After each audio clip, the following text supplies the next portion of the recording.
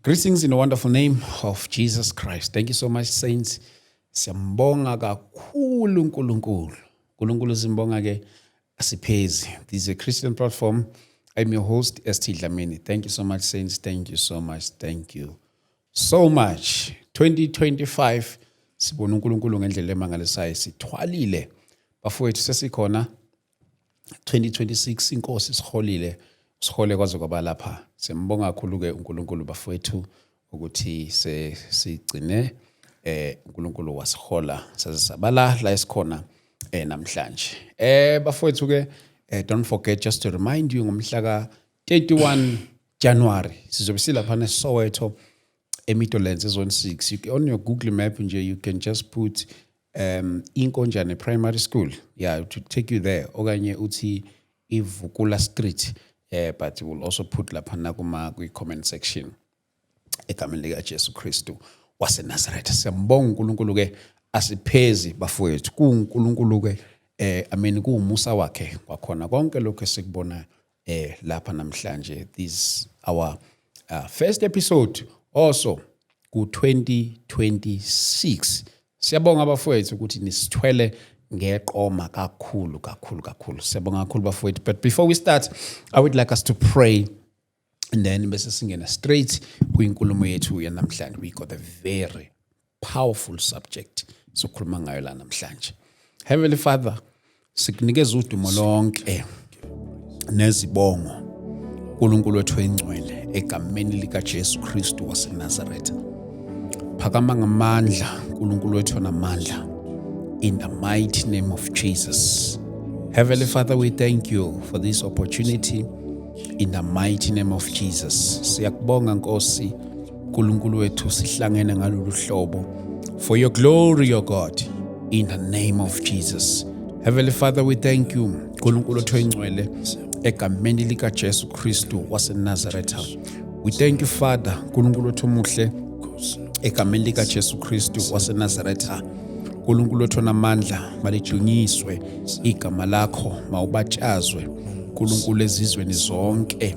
uNkulunkulu wethu namandla ngegama lika Jesu Kristu waseNazareth. Heavenly Father, we thank you uNkulunkulu wethu engcwele egameni lika Jesu Kristu waseNazareth. Baba wethu namandla uNkulunkulu siyakubabaza uNkulunkulu wethu engcwele egameni lika Jesu Kristu waseNazareth, and all the altars, oh God, uNkulunkulu wethu engcwele, uNkulunkulu, that are pulling us down, in the name of Jesus. Even this year, give us the new grace, uNkulunkulu, to walk this journey of faith, to walk this journey of faith, to walk this journey of life, in the name of Jesus. Akusinga amandla ethu kodwa kungamandla akho uNkulunkulu wethu engcwele ngegama lika Jesu Kristu waseNazareth. We thank you, Lord. Jesus mighty name. Amen. Angithathele ithuba ngibingelele ngamukele umpostoli Mbatha esinaye lapha namhlanje. Baba umpostoli siyakumukela and happy new year. Greetings to you, Ksibalkhulu, and your viewers. Yes. In the wonderful name of our Lord Jesus Christ. Ngiyamukela nami ngithi happy new year. Yeah. Yeah, uNkulunkulu siyambonga nakulo nyaka omusha. Yes. Kuningi okwenzekile ku 2025. Kwakuthiwa siyahamba yabo manga recap nje into eziningi ezenzakele ku 2025. Kwakunama rapture ngo September. Kwangathi lolu suku la namhlanje angeke luze lube khona. But here we stand. Yeah, by the grace of God, here we are, and God is still keeping us going. And we bless the Lord. Oh, we believe this year, we just pray with this year, there will be no confusion in like the body before. of Christ, like before. And all these things that are stirring up fear, we pray ukuthi uNkulunkulu akazizwele, and nathi sithandaza ukuthi uNkulunkulu akathuma abathunyiwe ayabazithumile. Yes. There's something that I've seen on social media, I think yesterday. There's one of the guys who was in the forefront of this thing of rapture. Yeah. He made a statement. He wrote a very long post on Facebook apologizing public that I'm so sorry for the message that I was preaching about the coming of the Lord. It's obvious that I did not hear from him. I am so sorry. I've decided to step down from preaching. Now I'll be focusing only on my business. Wow. I think in the yodwa, that is very, very important to win into justice, because when you do error as a human being, you need to come back. You owe to the people because they've listened to you. Yeah. So you need to come back and rectify those mistakes by apologizing. He was man enough. I say he's a man. Yeah. To come back when ubonile ukuthi wenza error. Apologize. Public. So Public, because we've been doing this public. Yeah, you did it publicly. Come again in public. If there's any chance for him to come back on the podcast again, let him do that and apologize, because he has caused a lot of confusion within the body of Christ. Ish. Since we are saying, Guti, it is very, very important sometimes to consult to the elders, because even prophecies needs to be tested and approved. We need to check and balance prophecies pertaining the scriptures. Sure. We evaluate prophecies based on the scriptures. And then now we come out to Guti, is this really God said, or is it something a familiar spirit that is saying? Yeah. So it's very, very, very important on that note. So siyabonga ukuthi abuye azo rectify mistake. Yeah. Siyambonga kakhulu uNkulunkulu.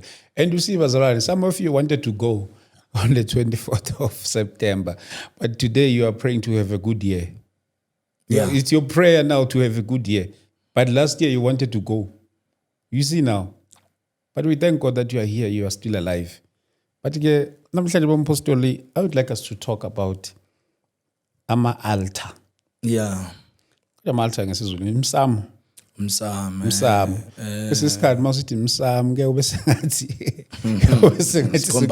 sikhomba phansi.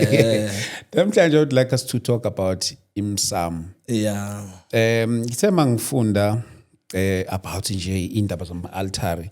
I've discovered ukuthi life nje yomuntu in general it's revolving kwi-altare. Yeah. In actual fact, life nje it's an issue of altar versus altar. Yeah.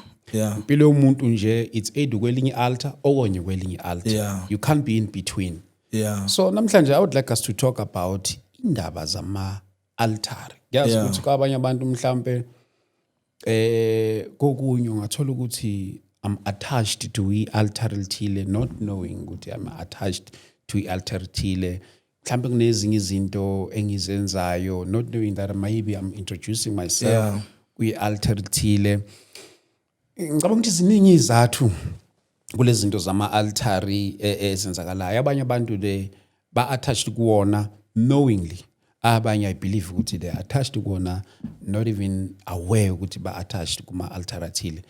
Mhlambe if we were to start nje mhlambe siqala indaba yethu ngalesi sihloko, uma sikhuluma nje nge-altari, mhlambe nakumuntu ongazi ukuthi kukhona into ekuthiwa i-altar, mhlambe yini?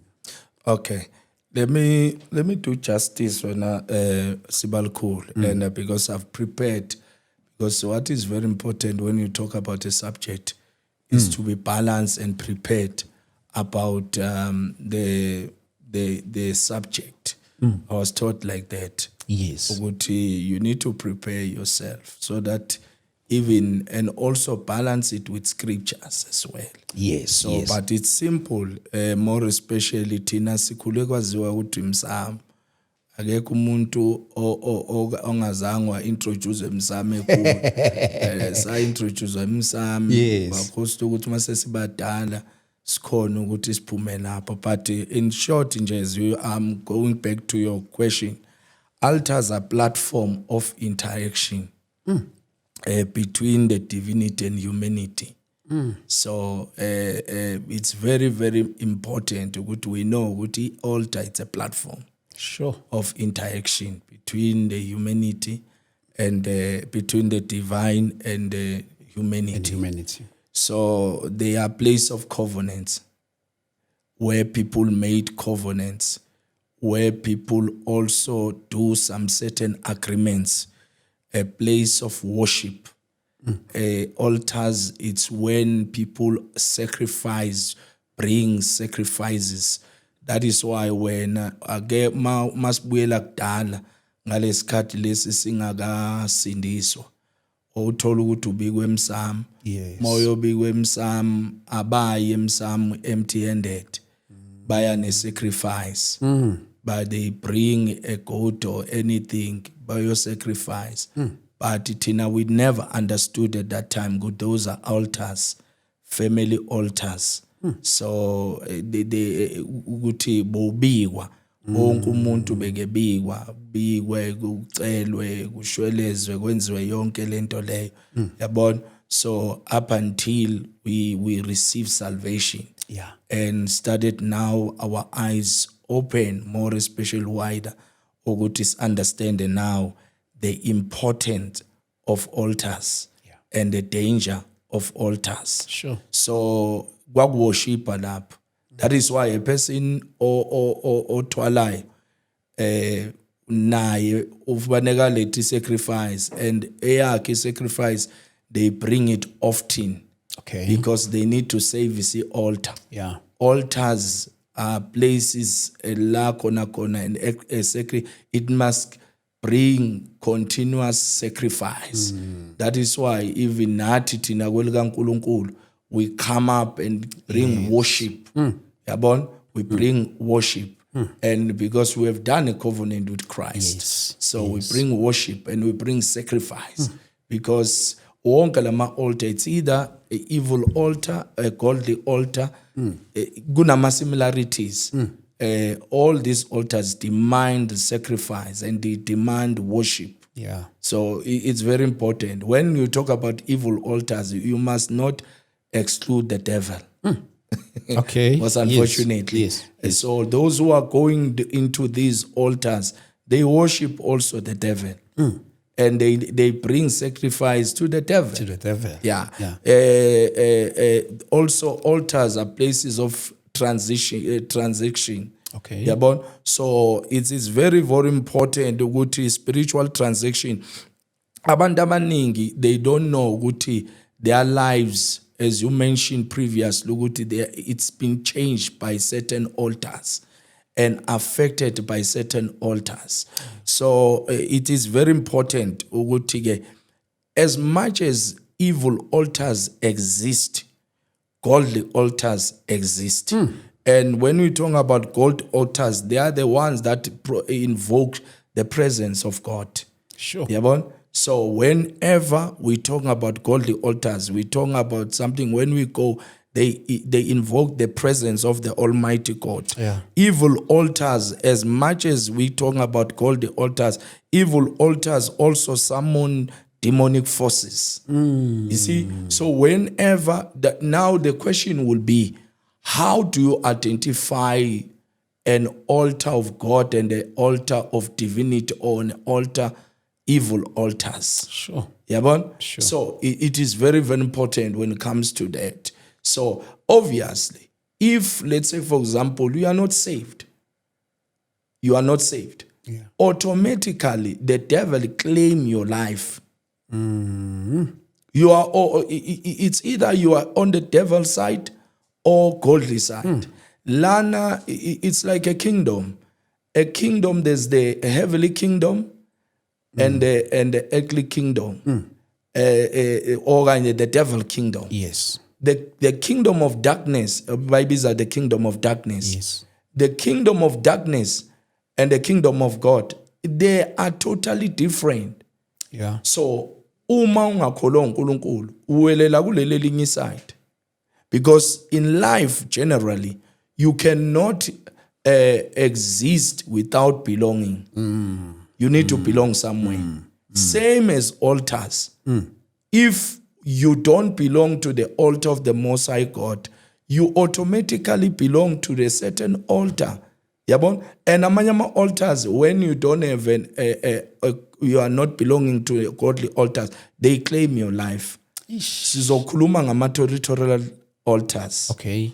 Mhlambe ilapho sizo understand akho. Oh, yes. But let me just summarize here what I've prepared also for the viewers, because it's very important.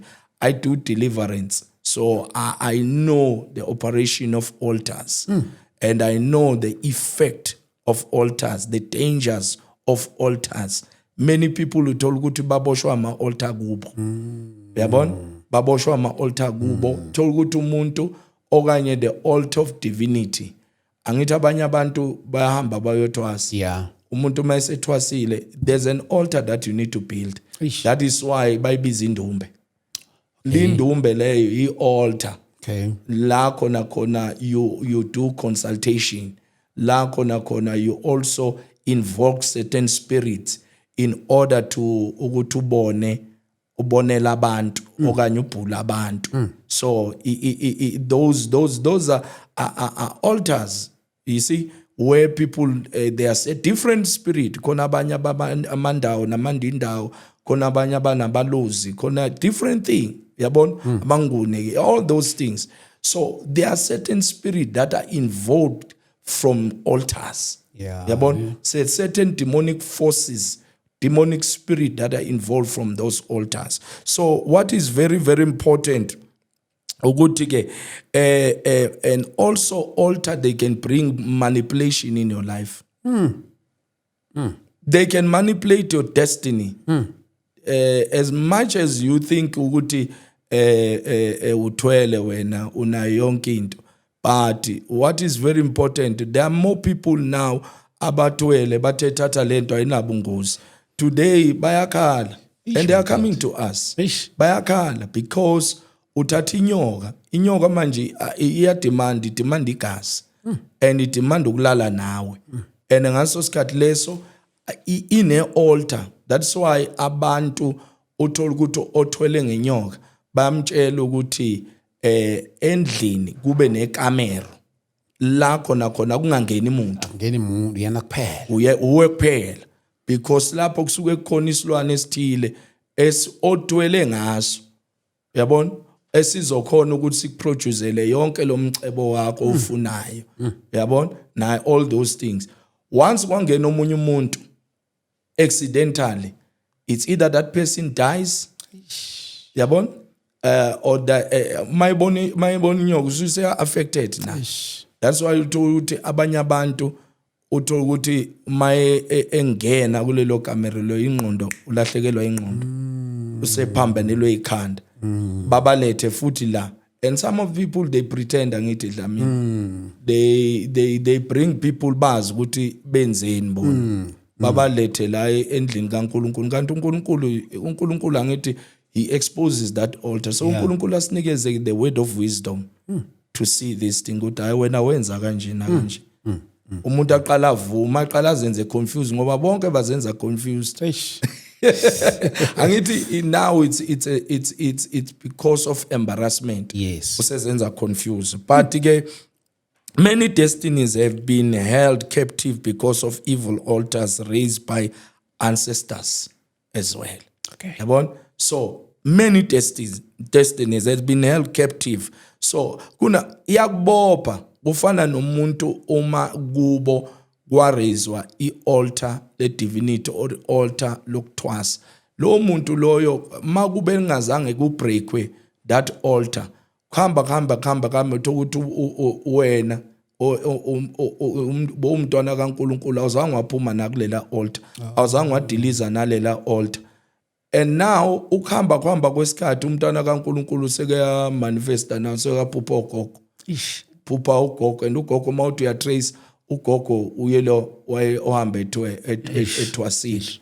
Yeah, do you understand? So yilo ohambe ethwasile. So now lo mntwana kaNkulunkulu sekuthiwa nawe thwasa manje. Ngapha umntwana kaNkulunkulu. It's because of certain thina singabazalwane kakhulukazi. Most of us are ignorant. They undermine altars. abazalwane. They undermine altars, and the altars are serious. They undermine altars, and altars are serious. Umuphuma usindiso. Yes, iBhayibheli lithi umuntu esekuKristu Jesu isidalwa esisha. Yabona 2 Corinthians chapter 5 verse 17. Yeah, okwaqala kuyadlula kubheka kuvela ukuthi. But it does not mean ukuthi neglect inkonzo yokudiliza ialtar bobhilonga kulo. Okay. Let's go to Judges chapter 6 verse 25. If let's say for example, ufuna ukubonisa lento engikhuluma ngayo. uGideon, uNkulunkulu ukhuluma noGideon. Judges chapter 6. Judges abahluleli. Yeah, chapter 6.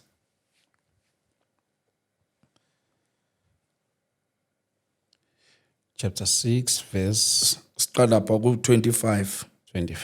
Yeah. Okay, fundeka kanje. Kwathi ngalobo busuku uJehova wathi kuye, yeah, thatha iduna likayihlo. Okay, if just for the sake qala lapha ku 24. Loud Gideon a builder yena, but uNkulunkulu 25 is responding. uGideon wamakhela uJehova ialtar khona. Yeah. Waliqamba igama lokuthi iJehova Shalom. Yeah. Kuze kube namuhla lisekhona. Yeah. Ofira lama Abiezeri. Yeah. Kwathi ngalobo busuku uJehova wathi kuye, thatha iduna likayihlo nenye inkunzi eneminyaka eyisikhombisa, ubhidlize ialtare likaBhali uyihlo analo, ugawule Ashera ongakulo. 26. Umakhela uJehova uNkulunkulu wakhe ialtari esiqongweni salenqaba. Okay, uyazi ukuthini? uGideon lana mawuthi ubuka this script, this passage, verse 24, lithi iBhayibheli ubhidli altar. Yeah. But now uNkulunkulu is not satisfied with the altar uGideon albuildile for yena. Kusesekhona ialtar likaBhali ngoba uGideon usese connected kwi-altar likababakhe.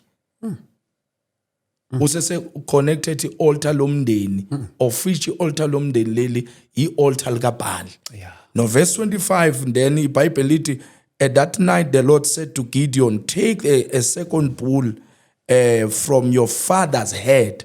From your father's head, because ialtar likababa ifuneka i-sacrifice iphume from the father's head.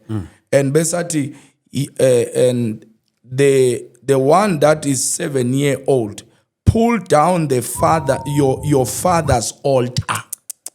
Pull down your father's altar, because i-altar malizokwakhiwa likhiwa ngesacrifice. I-altar malizobhidlizwa libhidlizwa ngesacrifice. Sure. Yeah, that's what most of people they don't understand that mystery. Lakhiwa ngesacrifice, libhidlizwa ngesacrifice. I-altar. So that is why uNkulunkulu give a clear direction to Gideon and said, "Tata a sacrifice from your father's head." And bese ubhidliza a bull, uyamnikeza uthi a bull from your father's head. Ubesethi ke a 7-year-old, pull down your father's altar to Baal and cut down Asherah's pole standing beside it. Besathi verse 26. Then build. You see 28 after ubhidliza. Then umuntu ke now usober enough needs to check. Verse 24 lithi uGideon ubuildile. Sure. But now uNkulunkulu verse 26 uthi you can't be build now.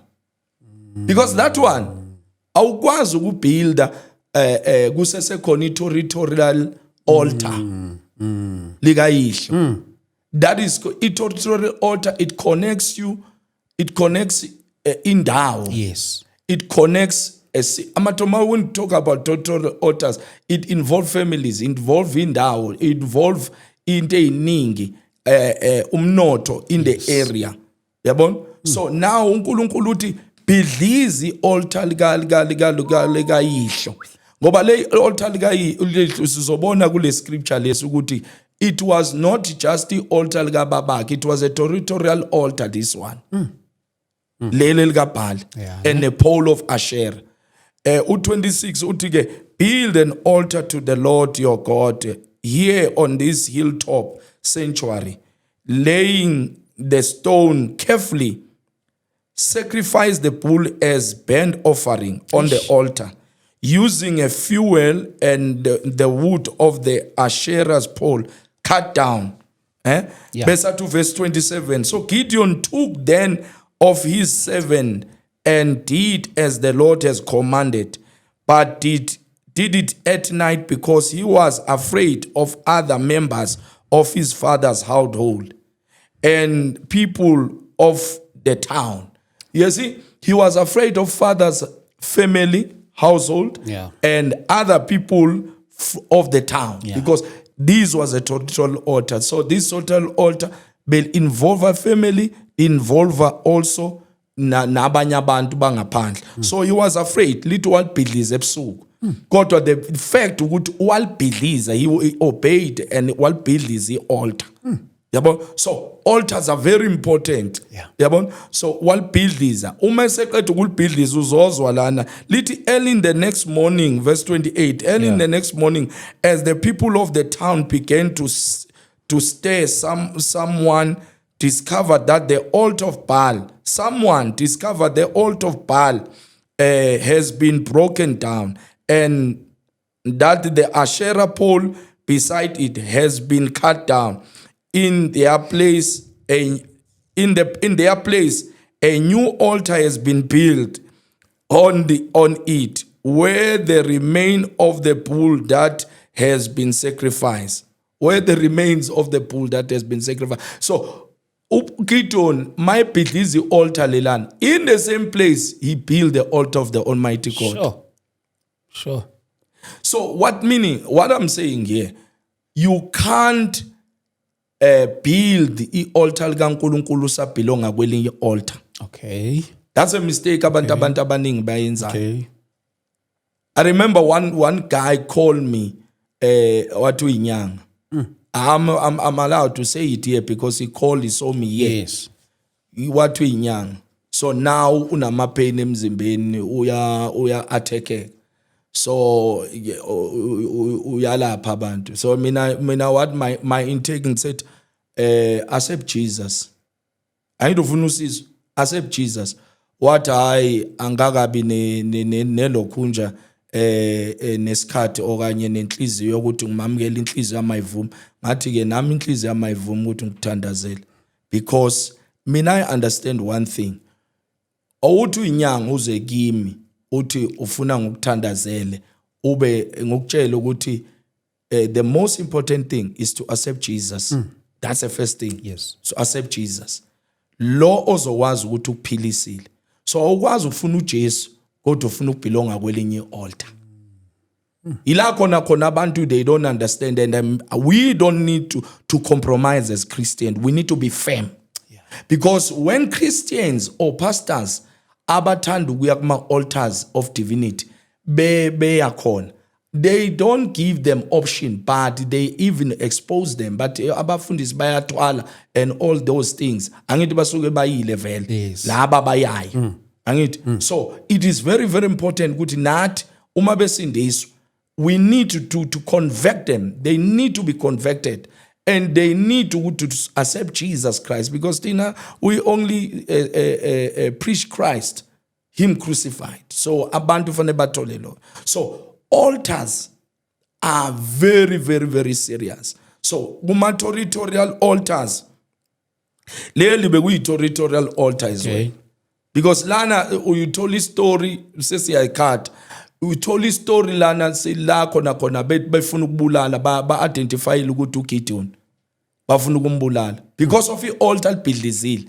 That is why they recognize a new altar ukuthi has been built in the place of that altar likaBaal and the pole of Asherah. So bafuna ukubulala bani? uGideon, because they've recognized ukuthi uGideon. But ke ngithanda impendulo kababakhe, kababa kaGideon, verse 29. Awuyifundi ngesizulu. I think verse 29 ngesizulu. Yeah. Bakhuluma omunye komunye bathi kwenziwa ngubani lokhu na? Lapho becinga bebuza bathi nguGideon indodana kaJowashi owenze lokhu. Base bathi abantu bomuzi kaJowashi, khipha indodana yakho ukuba ife, ngokuba ilibhidlizile i-altare likaBhali uthi bathi khipha indodana yakho yenze njani ukuba ife ngoba ilibhidlizile i-altar likabani likaBhali ya nangokuba imgawulile uAshera owayengakulo. uJoashi wathi kubo bonke ababemi ngakuye, niyakumlwela uBhali nimsindise yena na? Oya kumlwela uBhali makabulawe kusasa ekuseni. Uma enguNkulunkulu makazilwele yena. Lokhu kukhona olibhidlizile i-altar lakhe. Ngalolo suku wambiza ngokuthi uJerubhali, ethi uBhali makalwe naye ngokuba elibhidlizile i-altar lakhe. So yabona ukuthi altars, they've got influence as well. Spiritual influence. You see ukuthi after ukubhidliza kwi-altar likaBhali ne pole ka-Asher, look at the tone and the response of the father.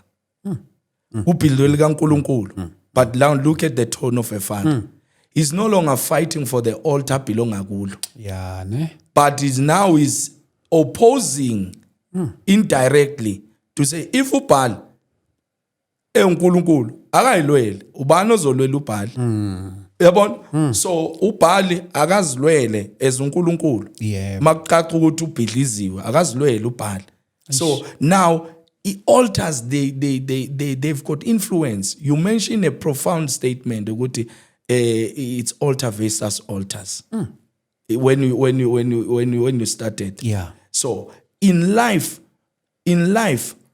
obviously, when I belong to the altar of the Most High God, it will be against the altars of evil. They are evil altars. And I mentioned here with altars lawa more especially raised by ancestors, territorial powers, occultic practice, or personal compromise.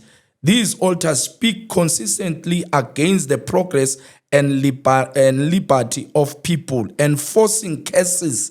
That is why even evil altars enforces curses as well. On people, opposing curses on people and delays. Altars are very evil altars are very serious as well. They are the ones that cause delays. They are the ones that enforces curses and sicknesses, poverty, and near success syndrome. There's an altar that is standing against your progress. Njalo nafanele uma ukuthi wenza izinto uphumelele nakulonyaka lo. That is why siqale ngesubject powerful, altars. Ukwenzela ukuthi masiwabhidliza lama altars lawo abantu bangabi nalomuntu uthi cishe ngabamba, cishe ngabizwa, cishe ngawuthola umsebenzi. Almost. It's a spirit and it belongs to a certain altar, and most of those altars are territorial altars that ezenza ukuthi endaweni yabona abantu babe in a certain bondage. Wakabona, for example, let me just put it nicely like this, Sibalkhulu. Uzothola ukuthi endaweni, in a area, in that place, bonke abantu bayadawa. Akekho umuntu osebenzayo. Uthi yini effecta labantu lapho? It's true. It's an altar. It's an altar, Elendawo. There's a certain territorial altar that is speaking to that place. And that altar likuluma to the lives of people. It has hold people in hostage. Kufika umuntu kaNkulunkulu. Do you know ukuthi makufika umuntu kaNkulunkulu ezobhidliza altar ngeke kulwe i-altar, ngeke kulwe kuphuma ama spirit nje aphuma lwe nomuntu kaNkulunkulu, kuzolwa abantu. Izo influence abantu. Li-influence abantu, angithi liyaba control. Altars influence. The altars influence. Li-influence abantu, kulwa abantu bathi asimfuna selifuna isonto la. Kodwa when it comes to amathaveni bayafuna. Because i-altar liyenza ukuthi ni accepte yonke into that is in line ne purpose yalo. So uzofuna ukuthi makwa amathaveni avuma makuthi uyisonto balwe baze babone ukuthi babomvu. It's because of a certain territorial spirit. And omunye umuntu athi hayi kuthiwa kuye bayafa abantu lana bayabulawa la bayarage abantu la. It's a certain altar that is bringing influence in the area. There's a certain murders, attempted murders, and robbery in the area. It's a certain altar that is bringing influence. Kuyatshontshwa la, but ngaso sikhathi leso abantu ngaso sikhathi bavele bathi sincamela ukuthi ngarage abantwana asinandaba akunandaba noma ngabe bayafa abantu asilifuni isonto. It's not them. It's a territorial altar. Those are spirits ezilwa nawe indirect ngabantu. But umunye umuntu uzothi hey nasemasonteni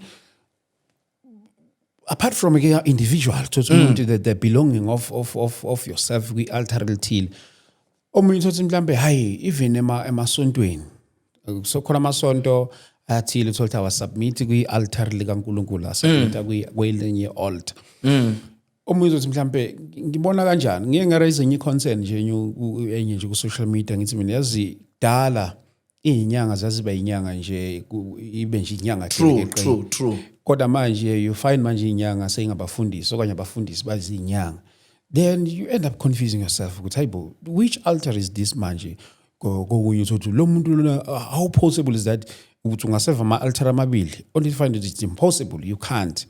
Ngimbona kanjani isonto elithile okanye umfundisi ukuthi cha lona okuyi altari likaNkulunkulu. Ngiyakhumbula nje kwesinye isikhathi ngiyakhumbula ngaba nekhona nomunye umzalwane ngithi mina yazi kwesinye sibe ne perception yokuthi uma umuntu eke waba inyanga okanye eke waba isangoma umthakathi uma esesindisiwe lo muntu loyo should powerful.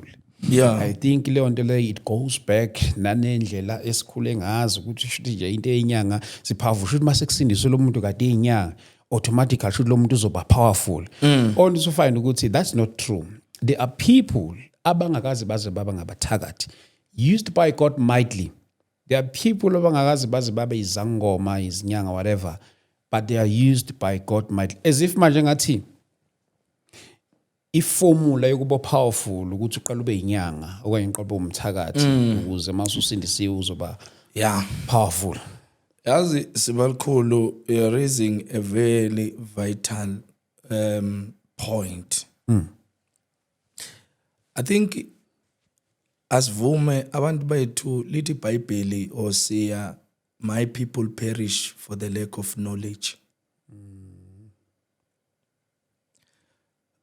Njengami nje mina ngaze ngathwasa. Angaze futhi ngathwasisa or ngaya ngayo faka izinto ezithile ukuthi uNkulunkulu empowers me. It's a gift. Yeah. You see, one of the most important thing qala nje kuyikule ukuthi umbona kanjani umuntu. I think if all of us singabazalwane we can pray for discernment spirit, that's number one. Because part of the 9 gifts of the Spirit, Holy Spirit, kune discernment spirit. And all of us bina bengakhulekela lokho mhlawumbe uqala ngazo zonke izinto qala nje ukhulekele i-discernment spirit ukuthi Nkosi grant me discernment spirit even this year as we start impact the year. Discernment spirit, it gives you ability to see if this one is of God or this one is not of God. Why I'm saying that? Because Sibalikhulu, in this lifetime, even occultic people operating in occultic altars, they speak the word exactly as we speak. Sure. They teach the word as we teach. They quote the scriptures as we quote the scriptures. Ukhumbula ukuthi even the devil himself quoted scriptures. He knows the scriptures. Last time we were here, we read the book of 2 Corinthians chapter 11 verse 14 and 15. Lithi iBhayibheli akumangalisi ukuthi uSathane uzigiqula ingilosi yani yokhanya. Kanye uverse 15 ithi kanye nezikhonzi zakhe eziziguqula inceku zokulunga. Kanye nezikhonzi zakhe. So you see, they know the scriptures, these people. The problem, our people don't know the scriptures. They don't have a discernment spirit. 3, umuntu uma abazalwane, they've got this tendency. Umuntu uma ebuye eba number 1 devil worshipper. Yes. From a totally deliverance, being a devil worshipper. Baye bacabanga ukuthi upowerful ukudlula umfundisi. That's ignorant. That's ignorance. Uyithole kubani i-deliverance? Akayitholanga kumfundisi othile. How then she can be powerful, or he can be powerful more than pastors? Because she can be powerful kuma occultic pastors, not to genuine pastors. Yeah.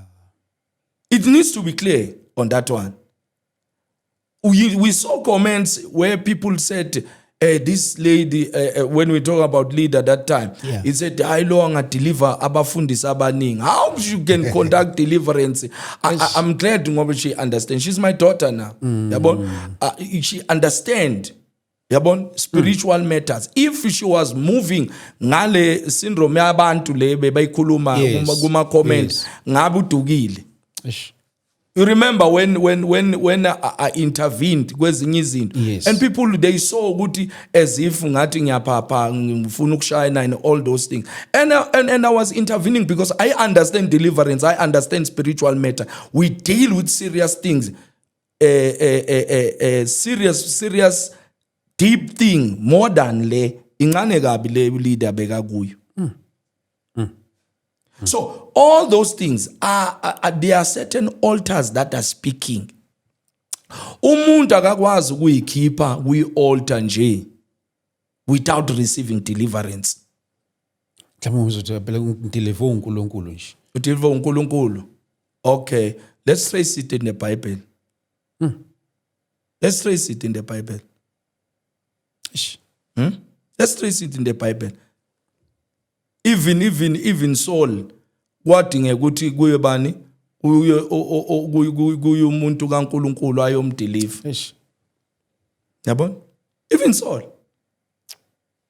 kwadinge umuntu kaNkulunkulu. Even when Saul esephambene noNkulunkulu, Saul lo, and because abayi-2 abo Saul, in New Testament and Old Testament, uSaul waku Old Testament wadinga uDavid ukuthi adlale wapha. Yes. Umoya omubi bese uyasuka kuye. Yabona?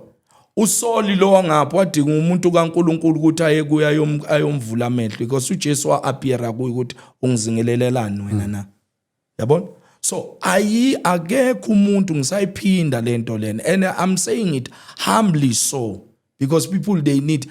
Uzobona most of people who claim to say I've self-conducted deliverance, mina ngaba ne-encounter kuphela noNkulunkulu then ngaba clear, I don't need a mentor, I don't need anyone. Those people bahamba kubuye. Sure. I'm talking from experience. I've dealt with a lot of them. They preach and preach and preach. And uma ngithi bahamba kubuya sekuwes ngoba laba abantu ababalandelayo, they are affected as well. Ish. There are many people who are affected because bethatha udumo. Ubani wayesebenza ngaphansi kwamanzi, nawo sesiyamlandela, uthe umethane nobani noJesu, wamitha nobani. Let me tell you something. Abazalwana abayiyeki inganekwane tu. Abayiyeki insomi. Abayiyeki insomi. Abayeke ukukhuluma ngento abangayazi. Mina I feel pity for people in South Africa. Yeah. That is why ngisho ngithi you don't understand into or you quote into eningi, I fast, do this and this, and you don't understand. You don't understand the effectiveness of whatever that you are saying as well. Uzwe bethi Now usuyasho leyo nto le. Sibalukhulu, in foreign countries they understand it clearly. Yeah. You follow all the ex-devil worshippers, those who are testifying now. There was somebody who was delivering them. Yeah. Who delivered them. It's only here in South Africa we claim self-deliverance. There is no self-deliverance. Yeah. It's only here in South Africa. And it's worse because we don't even understand. That's why there are people, when they lay hands on you, you become worse. Say this, the same people. Same people. You become worse. Kungashintshi lutho. Kuthule kwesinye isikhathi ngoba even mina ngifuna ukusubmitela ukuthi ubone ukuthi how the devil manipulates izinto. Kuyathula isikhashanyana even nenyanga izokhuza certain thing. Kuthula isikhashanyana kubuye sekuwese. Kubuye sekuwethu, kubuye sekuphinda phindiwe, kuwese. Awushintsha, uyabona awuzange wenza umehluko, usese kwi-altar elifanayo. The only thing nje ukuthi ziyalalisa ku-edwa leminye imoya ngoba makuzo edwa imoya edwa kanjalo iyalaliswa le. Ya mase zijwayelene iyaphakama, seyiphakama nale oedelwe yona inyanga leyo or a fetish priest or what nale isiyaphakama. Seyaphakamisa zoyithu sebeyaphakama boyithu zonke lemimoya seyaphakama seyazwana. You become, your situation is worse. Sure. Kunabantu abahlanyayo, not they bahlanyiswe altar. Kunemshado ephukile iphulwe altar because people like to go and consult. Bahamba bathi lo mshado lo awufe. Lo mshado lo awulimale. Lo angabi nemali. That is why ama altars ayenza ukuthi ipoverty kube nabantu nje abastrike ipoverty ne area extrike ipoverty. Even noma ngabe la eSouth Africa we right a place but kube ne territorial spirit that will be there. Kwenzeke strange things and you could feel even the atmosphere. I mentioned one time I went to Ghana in Volta region. I used to preach in Alta and Accra and all those things. But when I went to Volta region, isihamba ngeferry umkhumbi. Maswelela ngale komfulu, masesingale, I could feel in a certain atmosphere and I knew ukuthi ngizodila nemimoya la. La ngizodila nemoya. If you remember, I testify about a girl who was told about me. Ukuthi kuze umuntu wase South Africa. Yes. And that girl had 1.5 womb. Elala nabantu more than 20 to 40 people a day. Sure. What makes that? You see? Ezinye izinto lezo ukuthi kunendawo la khona owazi kahle ukuthi la abanye with a certain altars, and when we don't belong kwelinye altar, we don't have an altar. Uthola ukuthi bangakushintsha inkukhu manje ubrayiwe manje udliwe wena. Ube or imbuzi ube imene. Manje bangakuchithela isikhathi. Those yabona, that is why uthola ukuthi abantu abaningi when you come from the Limpopo side, they know these things. Because altars are very serious. Those areas are very serious in terms of practicing those evil altars. And most of people sometimes we talk about leli altar lesli demanda nokuthi abantwana bakho uhluphekisa abantwana bakho wena. Family, this evil altar that were not introduced within the family. Abanye baneyinyoka, abanye banamabhabhuni. We deal with those things. And abantwana bayasafara, abantwana balala neinyoka, abantwana balala nezinto and all those things. They are connected to an altar. Yeah. Even you see this subject, with this subject, you won't do justice with an hour. With one episode. Yeah. With one episode. Because there's a lot of packaging, more especially when it comes to altars. We need to see cars. More altars sikhulume ngama-territorial spirit, family altars. lawo esijwayele ukuthi ancestors senza zonke lezi zinto isintroduce kuwo bese kuba nama altar thina esihambe saye consult ama personal altars, but dawe esisazi kahle ukuthi thina unomuthi wakho wena uyasebenza wena unomuthi wakho othakatha ngabanye abantu. There's a certain altar that you are connected ukulo le divinity. Yo, you see, khona umbuzo ofikayo nje la khona into engifuna ukuyibuza la ukuthi ikhona lendlela ukuthi ngibe implicated ngokunikela kumfundisi okanye let me say ngokunikela kwisonto elithile kanti lisubmita kwelinye altar. Definitely. Definitely. Good question. iBhayibheli lithi la ingcebo yakho ikhona nenhliziyo yakho ikhona. Angeke ngikuphendule lo mbuzo ngezinto eziwu2. Yes. Uyawuthola umzalwane ngibekise nje iqala ngize ngiyeza kule. Athi mina kunomsebenzi ekhaya bakhonza abaphansi. Mina ngihambisa imali. Mina angeni lapho. That's a lie. La ingcebo yakho ikhona nenhliziyo yakho ikhona.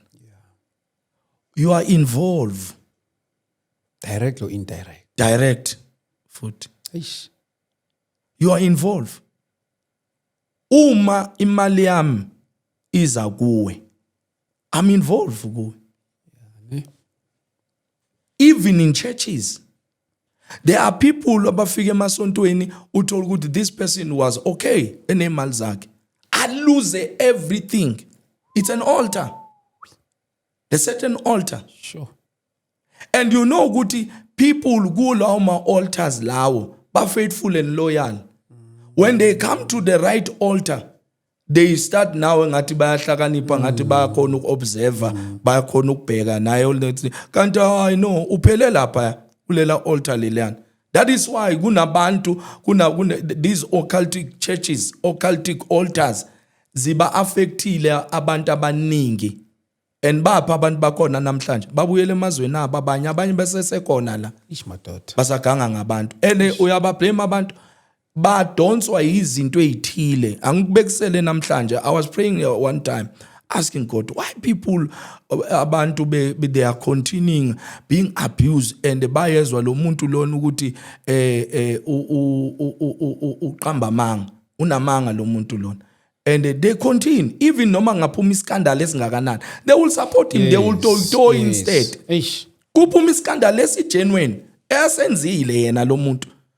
Kodwa bazoyitoyitoy. I was asking myself, asking the Lord, ngayithola impendulo. You see, when you enter into a certain altar, you're automatically hypnotized. You are captured. Everything about you is captured. That is why uzoyilwela leyo nto le uyilwele. The day you get deliverance, that's when amehla akho ayovuleka. Bese uthi hey ngangilwela into engafuneke ngiyilwele. Sure. Ngangidefend into engafuneke ngabe ngiyayidefend. Ngangithukelana for into engafuneke ngabe ngiyayithola. Look at me now. I mean recently a lady came and said, I think ubona indoda yakhe izolo. Oh yes. Yes. We prayed. Prayed for this man. Ekude ephumile eshiya umndeni wakhe. The lady went since 2012. This lady izinto eziningi wathi after birth kanti umama ezala uyathakatha. Umama uyathakatha. So after lokho eqeda ukulokhunja wahlalwa inyoka la. Sure. Do you understand? Inyoka yiyo bese operator in this woman. So because of what it was invoked by umama. Yabona? Umama ezalo usebenza ngebaboon, lo usebenza ngenyoka umama. Direct. Sure. Unama favor udestroy abantwana bakhe abafundile abantwana kunabantwana abafundile ukuthola ukuthi abayithola imisebenzi abayiphambili babanjwe ialtar. Very true. Thola ukuthi babanjwe ialtar la khona umzali. Very true. Uyoclaim idestiny yabo abantwana up until umzali even noma ngafa umzali bathi akafa umzali abakwazi ukuthi afe engaka destroy lela altar. Abanye abantu abaningi bari ngicamela ukuthi angaze hafu umzali wami ayenze yonke into ngoba abanye bahamba be consult uthola ukuthi ke laba babhulayo bamtshela ukuthi umzali wakho uthi akatho umzali wakho wena azafisa uthi angathi angafa ukufa kwakhe does not bring any solution to you. Sure. We need to deal with the altar that is affecting your life. Yabo, so this cut story this lady now since 2012 wahamba eNigeria kulo abamazi ngithi kulo bebamazi wahamba emhlabeni wahamba yakhona pay 23,000 lendoda yakhe ngapha. You see? Sure. Uzofunani usizo. I don't need to mention amagama abantu. Yabo? Yeah. Waya khona wafika lapho wa akazange athola usizo. Wabuya elokhe econnect nabo bonke amasanzi akhe amanye la eSouth Africa lo yababa aconnecta nabo. Kwenzakaleni dololo. Nalo ama 7,000 etable etafuleni bayamaza ngithi lo ama 7,000 nama 25,000 etafuleni ubuya khona lutho nalo vuse uEliot Lord vuka Eliot udla ulambile na ubuya khona lutho baningi nalaba bathi ngizobe ngisendaweni ethile ngelanga elithile ngizobe ngiyenza kanjena uphatha imali yakho uphatha lokhu na iproduct imali engaka uphuma khona lutho ubo laba ama product bakula ku TV uphuma khona all these years ngitshele uyune pain awusakwazi ukwenza anything from 2012 ulokhu uyagijima uyaphansi phezulu ngapha nezinyangeni ngapha nezinyanga nazo baphuma kuso zonke nalezi ezidumile uphuma khona hambe zonke lezinyanga ziyabachacha futhi ziyayidla imali lenyanga baphuma khona up until uNkulunkulu wenza umusa 4 weeks ago they came saw me through your podcast. They came. First time we lay hands, manifested this spirit, left the lady on the spot. Yo. Umoya ngcwele athi kimi buza indoda yakhe njengoba umthandazele mbuza ukuthi iphi indoda yakhe. Ngimbuze iphi indoda yakhe athi hayi ngidropile yahamba. Ngithi tell your husband angitshela umoya ngcwele ukuthi this is what is happening.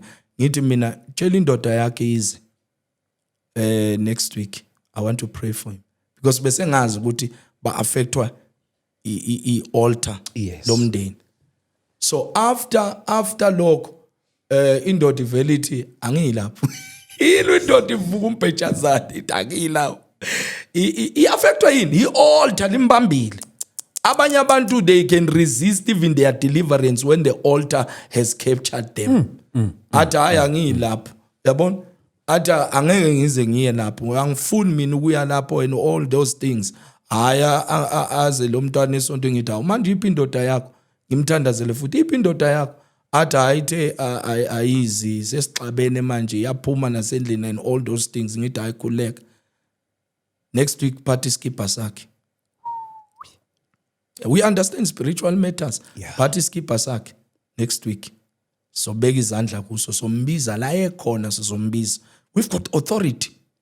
The altar of the Most High God it supersedes all these altars. Ngabe ubanjwe kuphi siyakhona ukukulanda sibiza igama lika Jesu kulanda uyophuma la uphuma ola ukhona. uNkulunkulu unamandla. Hawu standards. Utshela indoda yakho ukuthi buka mina sengiyaklina nokuklina sengenza imisebenzi sengenza yonke into ngikhululekile that pain yeminyaka esibesiyibhadalela ayisekho manje ngikhululekile and masithandazela yena kwaumama leli mpompo masithandazela yena kwaumama leli mpompo uyasho ukuthi bamba mfonele ukuthi On the same day, usimkhulekela on the first day, wawumama leli pompo, umama umama wagula umama wayosubmit esibhedlela. Because you see, altars are connected to humanity. When you shy altar, kuwa nomnikazi walo. Kuphoxa isikhathi nje la mpostoli. Lena sisazoyenzela part 2, sisazoyiqhubeka sizoyenza series le yama altar. Yeah, you see that one we need to engage further in terms of altars, because I think abantu bakithi, they need to be exposed and need information and also what to do, more especially about the issues of altars.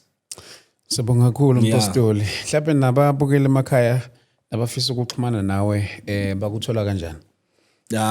It's 083 773 8544. Lena enye kamama. Okay. It's 073 344 4436. Ngiyenzela ukuthi kule ka 44 ka 73 344 4436 ngenzela ukuthi abantu mabengangitholi bakhona ukuthola unkosikazi ngizokhona ukubuya kubo. Okay. Yeah, so ngiyacela ukuthi abantu babe patient.